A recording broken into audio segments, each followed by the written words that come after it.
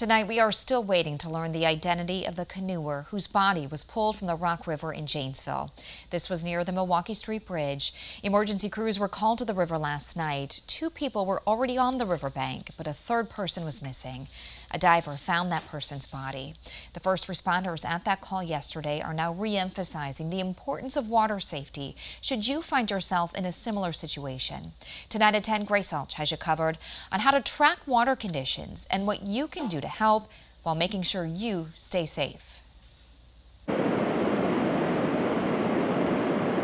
The number one thing is to know your capabilities and then your craft's capabilities. Just before 5 o'clock Sunday night, Janesville Police and Fire were dispatched to the Milwaukee Street Bridge in downtown Janesville for a water rescue for a capsized canoe. Lieutenant Jack Morse with Janesville Fire says the patch of river they were dispatched to is notoriously dangerous. It is just downstream from an overhead dam, and it is a portion of the river that is slightly narrower. That particular area is dangerous most of the time, if not all the time, even more so this last week. Morse says the increased rainfall we've seen over the last week made conditions on the river worse.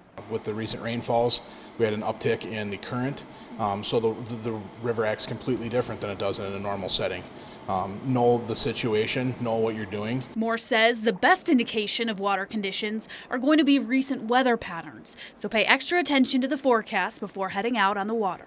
If you don't have to go out on the river, if you don't have to be on the water in those dangerous situations, it's best to avoid it at all costs. Morse says if you see someone in a dangerous situation in the water, there are a few things to keep in mind.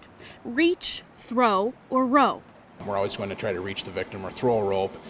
Don't put yourself in the same position as the victim, as the rescuer or a bystander. Morse says reaching for the victim with a long stick or an oar, throwing a flotation device their way, or rowing a canoe or kayak out to someone struggling is standard procedure that first responders follow, and bystanders should too. Most importantly, if you see someone struggling in the water, contact emergency personnel as soon as you can. In Janesville, Grace Alch, 27 News.